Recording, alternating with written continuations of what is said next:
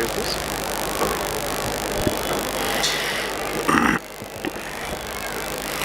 Namaskara, Shri Gurubhyo Namaha.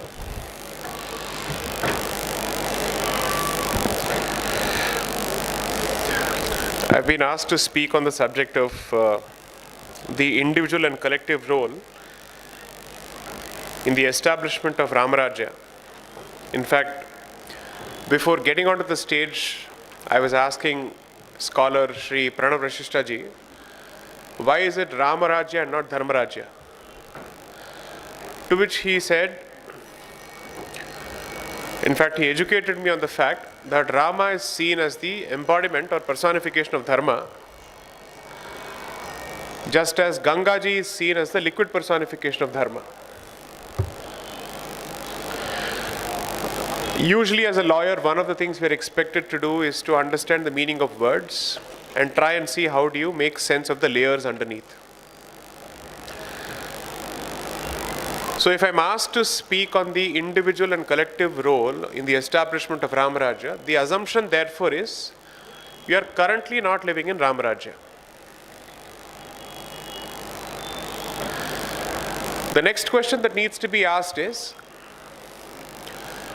if we have to proceed in the direction of the establishment of Ramarajya,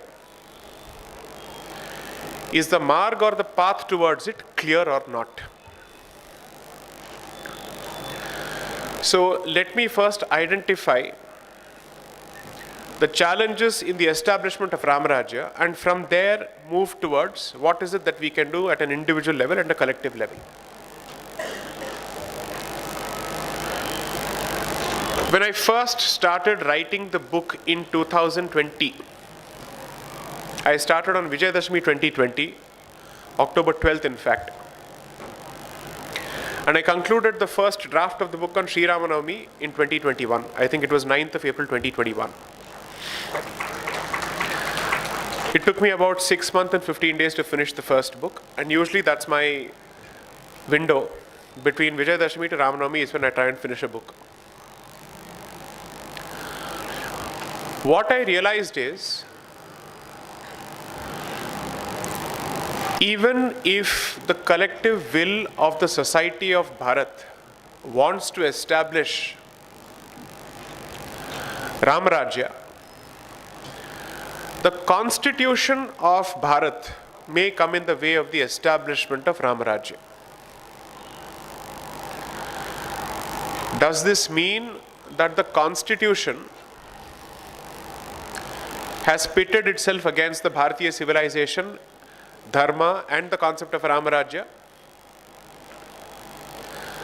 In some parts, the constitution recognizes the civilizational history of India as Bharat, but I believe that largely that recognition is symbolic, with no practical application of that civilizational experience in administration, policy making, education, or justice delivery mechanisms. Importantly, the Constitution expects us to treat all values with the same level of respect and legal protection, which means even those philosophies and positions which are anti-Rama and therefore anti-Dharma have the same degree of protection under the Constitution. And if this is the premise and this is how equality is supposed to function under the Constitution, surely the Constitution as it stands cannot help us in the establishment of Ramarajya.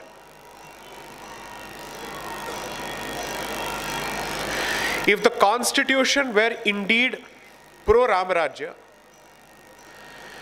it shouldn't have taken us between 1950, 26th of January until 14th of November 2019 for us to secure victory for one place of worship.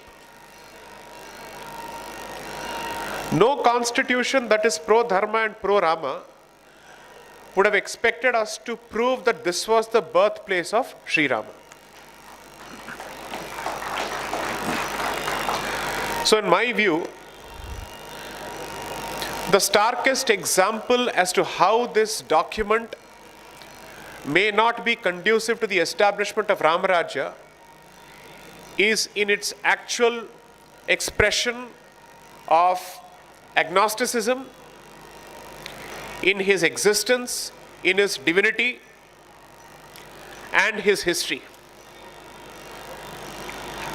Now, what is worse is that on the strength of the very same constitution, we have been deprived of the very same right with respect to other places of worship.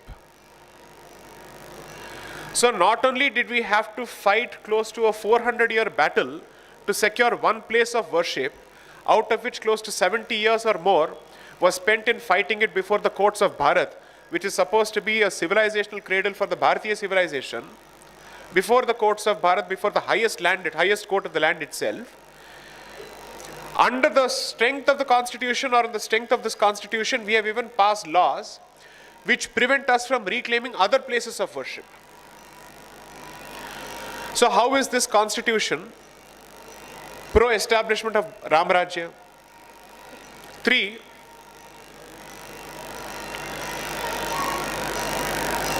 this constitution does not say that in the event of any confusion on the interpretation of a provision, it will fall back on a Bharatiya language for clarification. Which means you cannot fall back on the definition of dharma to understand religion. Therefore, neither directly nor indirectly does this document accept the existence of dharma. Instead, it has fashioned for itself, through its history and through its judgments, the creation of a doctrine of constitutional morality, which goes on to the extent of saying that constitutional morality is not even the collective morality of people. Because if constitutional morality is equal to collective morality, then the collective morality of Bharat has always been dharma. Therefore, through judicial interpretation, we have come out with doctrines which push the constitution further away from dharma. To say that under no circumstances can constitutional morality be equated with collective morality, therefore it takes away the possibility of making the argument that the barometer or the moral compass of Bharat has always been dictated by dharma. Now we are being told that this is consistent with the universal position on constitution, including the European position. I'll give you a simple example to understand why this is not consistent with European position. One of the areas of practice that I practice is Bauddhika Sampada, which is intellectual property. And the fundamental principle for grant of any kind of monopolies like patents, copyrights, trademarks across the world is that you will not grant right over something that violates the morality of the society.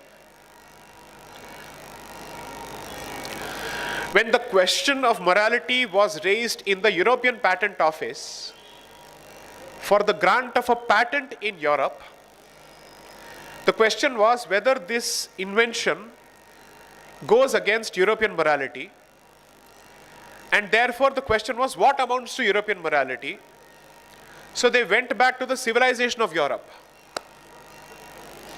So Europe has the legal room to fall back on its civilization and its collective morality when the legal definition of morality is called into question, whereas Bharat's Supreme Court has taken the position that constitutional morality cannot be based on its civilizational morality. So the person you are copying from is comfortable saying that his morality will be drawn from his society, but the slave, the brown slave, does not even have the freedom, after gaining political freedom, to say that my morality will be drawn from my conscience and dharma. This is also that land which has tolerated the continued existence of legislations which were set up in the 1800s by the name of Board of Revenue, to take over Bharat's nerve center of civilizations, namely our temples. Because when the British man was looking at our temples, he basically said, just as the Catholic Church prior to the Protestant Reformation movement was a den of corruption because there is a priest in the place, Bharat's temples are equally dens of corruption because there is a Brahmin sitting there. Second, because they are polytheists and they are idol worshippers, fundamentally their religion is dark, and there can't be a question of honesty in a fundamentally dark religion. Therefore, those institutions must be taken over because these people can't be trusted with their own money and resources. I can understand the position taken by a Protestant Reformation-inspired Christian colonizer taking this position until 1947. What is the justification for Bharat taking this position post 1947?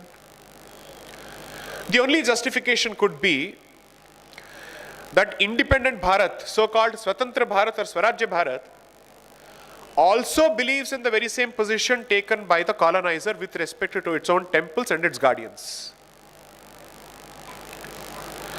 Any other country post its political decolonization or independence would have taken the decision to free its temples from state control because that was the position of the colonizer, not the independent country's position.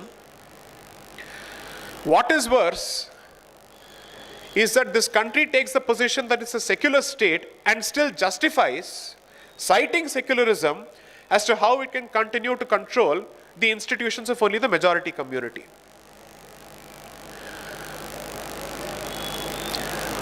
I would want to ask this audience a very simple question, perhaps even the audience watching this online.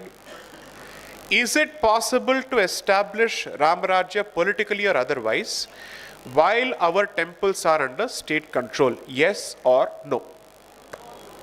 The answer is a no.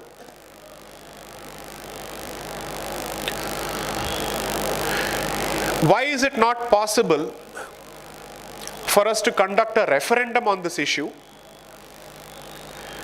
asking the people of this country, no, not the people of this country, the Hindus of this country, whether or not they want their temples and their resources to be under the control of the government? How difficult is it to undertake this simple exercise? The reason why we have not undertaken this exercise is that even we continue to believe that our institutions are not capable of being run on our own, because if they go into private hands, either there will be Jativad or there will be corruption, is the constant assumption which is being pushed. The interesting part is, out of the 28 and odd states or more states in this country, Hindu-specific temple legislations are present only in 13 to 15 states, not in the rest of the states. Why? Because in the rest of the states, the Public Trusts Act is basically used as a legislation to expect transparency and accountability from all charitable institutions regardless of their religion. This raises two questions. Are we therefore saying that Hindus are corrupt only in these 15 to 13 states? That's the first question. Second, if there is already a legislation such as the Trusts Act, which is responsible for oversight with respect to transparency, fiscal accountability, and honesty, why do you need a further legislation over and above the Trusts Act in the form of a Hindu religious and charitable endowment legislation? Now, a secular state takes the position that it will not interfere with the religious affairs of a temple or any other institution, which means the HRC legislation cannot interfere with your Paddhati. It can't interfere with your Sampradaya. It can't interfere with your rituals. That means what can it interfere with? Only fiscal issues or financial issues, correct? So if the HRC legislation is interfering only with the financial issues, and the Trust Act is meant to address only financial issues, why do you need two legislations to address the same issue? Because the Trusts Act does not permit the state to appoint an executive officer to sit inside the temple permanently, who is a tenant without an eviction clause, a tenant without a rent. It's a marriage where even talaq is not possible.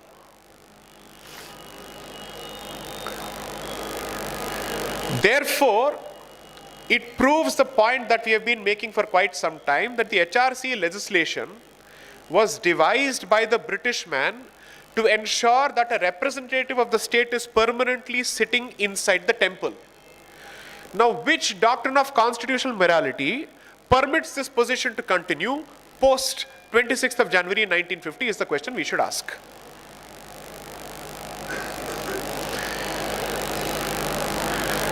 Establishment of political Ramarajya or Dharmarajya is impossible unless there is Swecha when it comes to spirituality and our religion. A community that does not even have the independence to run its own religious institutions surely does not have the independence to run its own country, because you are constitutional slaves in your own country. That document effectively treats you as people who are incapable of running, only you people, as incapable of running your own religious institutions. This is the beauty of so-called India, that is Bharat, post 1947, at least from 26th of January 1950. You should read Article 25 more and more, and you'll realize the history of it is seriously problematic. In the 1871 census and in the 1872 and 82 census and 1901 census, for the first time, in fact, synchronized census was undertaken by the British man in this country from 1881, to the best of my limited knowledge.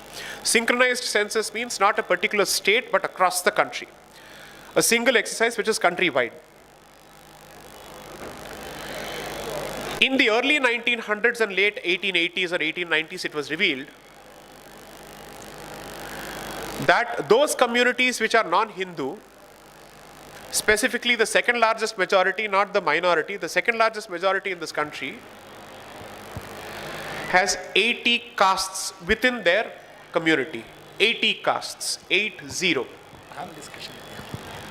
This is documented in my book, second book, India, Bharat and Pakistan. I cited this in the context of the events leading to the partition of Bengal in 1905. So, if there is documented basis that there are jatis within other religions, why does Article 25 take the position that the Indian state shall have the right to pass laws to prevent jati-based discrimination only with respect to Hindu temples? Therefore, the Constitution has taken the position under Article 25 that jati-based discrimination happens only within Hindu religious institutions. So there are two assumptions that emanate from the Constitution as far as your institutions are concerned. One, you are corrupt. Second, you are casteist. And those are constitutional assumptions which are exclusive to one particular community, which happens to be the so-called majority. In which other country is this possible? Now, how do you hope to establish Ramarajya in the face of such a constitution that thinks that you're corrupt and casteist? Not possible. Is it possible to think of this constitution as being remotely friendly to establishment of Ramarajya or Dharmarajya, both being the same, when some of its authors or putative authors have taken the position that you should not have faith in Rama, Krishna, Shiva, Brahma, Vishnu, whatsoever? How could such a constitution be pro-Ramarajya?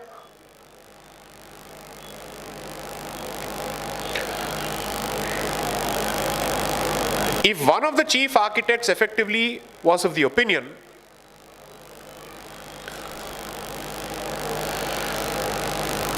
that annihilation of discrimination would require annihilation of Sanatana Dharma, and also took the position publicly that you are not supposed to repose faith in the Hindu Trinity whatsoever,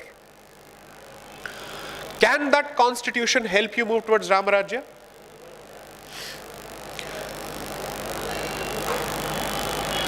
It's like saying that there is a problem in the origin of a particular water stream or the fount of it, but by the time it reaches your home, you expect it to be pure. Where is the filtration mechanism in between? The filtration mechanism should have been judicial interpretation over the years to try and move away from those presumptions. But if anything, judicial interpretation over the years has only doubled down on the fundamental assumptions of the constitution with respect to the majority community.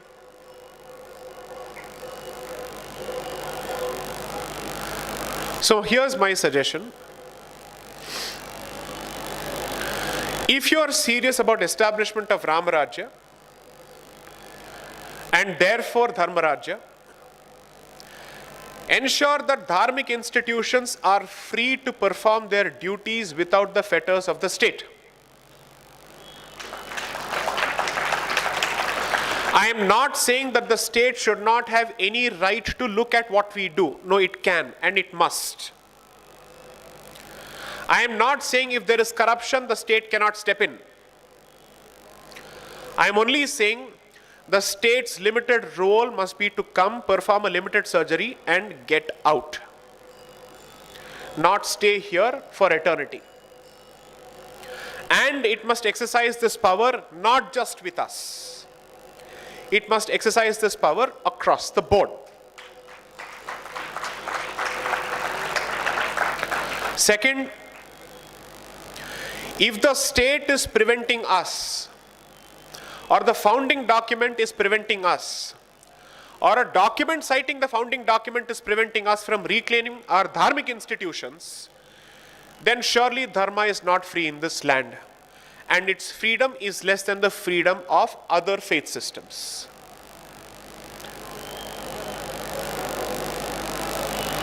Three,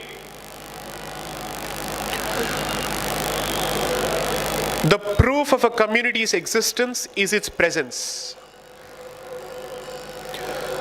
Demographic presence and real estate presence. Therefore,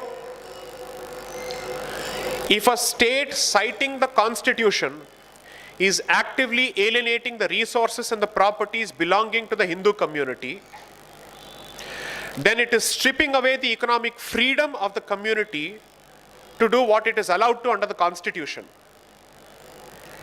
How will you propagate your faith without the resources to do it? At this point, Hindu property is everybody's property, everybody else's property is everybody else's property.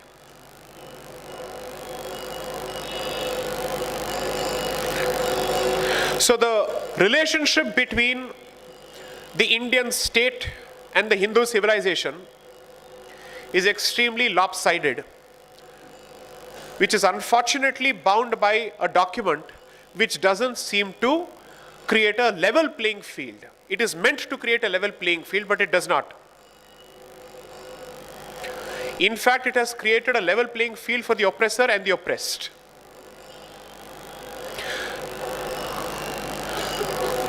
The predator and the prey have equal rights under this constitution.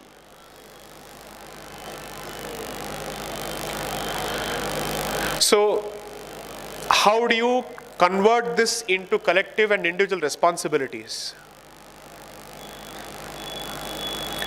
With time, you will realize that whether or not the state can be trusted to protect our interests, Hindu non-state institutions will be the only options of last and first resort for our safety, security, dignity, and freedom. Therefore, unless these institutions are strengthened, it makes very little sense to talk about Rajya. Pranavji was educating me just before I got on the stage to tell me the difference between European conceptions of utopia and Hindu conception of Rajya is that Rajya has already existed. We are only trying to recreate it. Whereas Europe is thinking of it because it has never seen one. My point is, we will end up Europeanizing Rajya by making it utopian if we don't act on these fundamental requirements.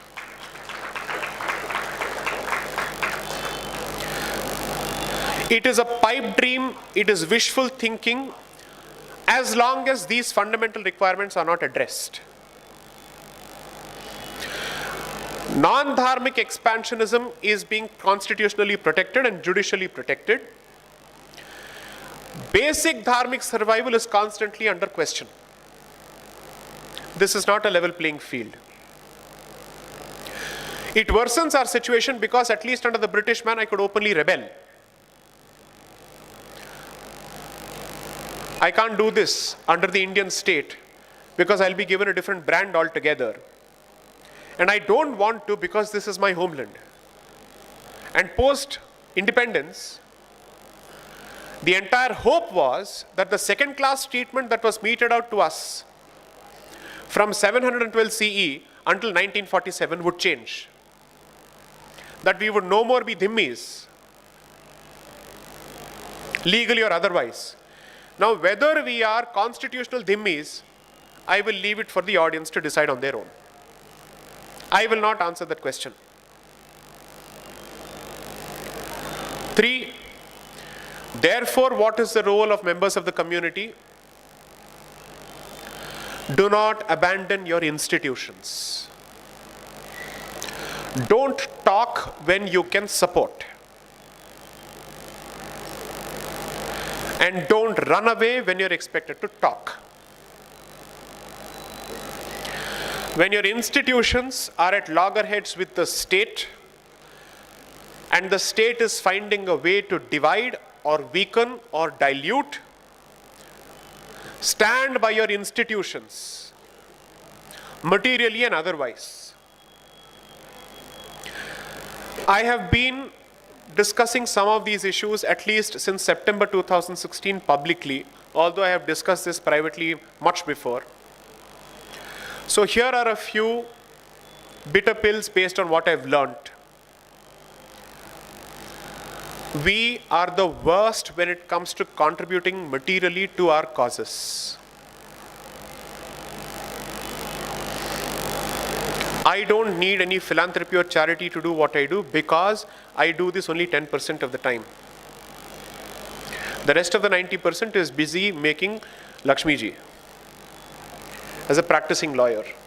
However, rather seeking her blessings. However, when it comes to the cause of the community, other than wasting energy on WhatsApp groups, I haven't seen members of this community come forward and say, what do you want? Here is the check, let me support. That hasn't happened so far. And somehow we hope that one Avatara Purush will come without us having to spend a penny and do it free of charge.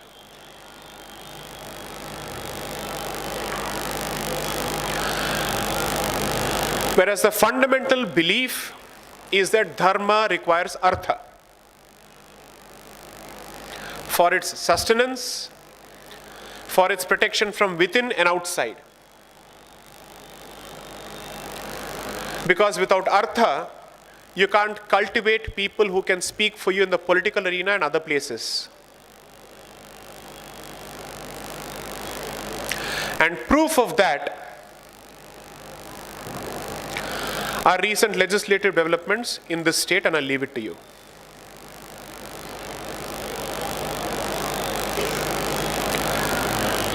So while you try to keep your heritage and civilization alive, somebody is actively using all constitutional mechanisms and legislative mechanisms to constantly shrink your space, to the extent that your language will be criminalized. You cannot even speak about history and the realities of history and documented historical facts without attracting a penal legislation or a criminal legislation.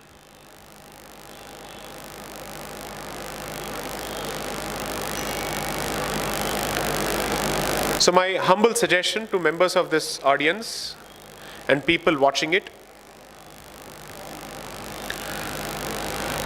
you cannot indulge in esoteric discussions on dharma without simultaneously contributing to its survival on the ground. I am not saying both are mutually exclusive. Do both.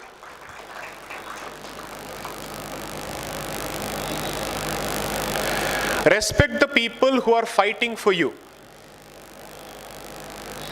Give them the confidence that while they are fighting those difficult battles and they are directly in the line of fire, you are behind them, taking care of them and their responsibilities and their requirements. This is the difference between us and others. This is the delta or the difference that we have not been able to match or bridge yet.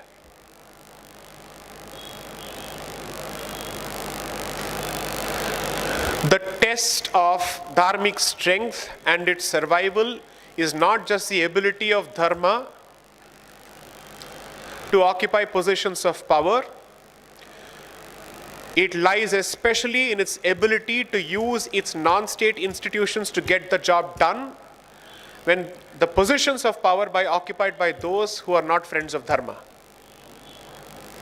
Which means regardless of who occupies the position of power, dharma must find a way to get the job done.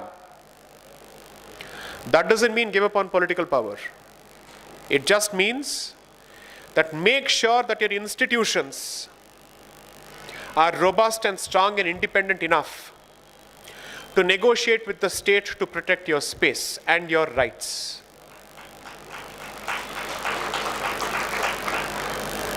I am not an expert on Ramayana, nor will I pass off as one. I am not a Shastric expert under any circumstances, at least not yet. But I understand the way my world works in terms of what happens in corridors of power and in corridors of courts. I have seen how other communities rally around to protect their interests. There is no point in talking about the survival and celebration and embracing of yoga in the rest of the world when yoga is being de-Hinduized in your own country. It makes really no sense. There is no point in constantly crying about how somebody has found a way to westernize yoga nidra or pranayama without finding out whether or not Bharat as its homeland continues to be conducive for the survival of these traditions and proud ownership of these traditions. I've said this before and I'll say this again and end my limited contribution here. If you don't protect dharma, the nature of dharma is such that it will find a better place for its survival because it will always find its adherents. Because it is universal. So if Bharatiyas don't want dharma, we are the losers, not dharma. So dharma will find a way to establish itself wherever people find value in it, whether it's Africa, Russia, Germany, wherever. So you have to ask yourself this basic question: do I want dharma to remain in the mothership or not? Jai Shri Ram, Vande Mataram.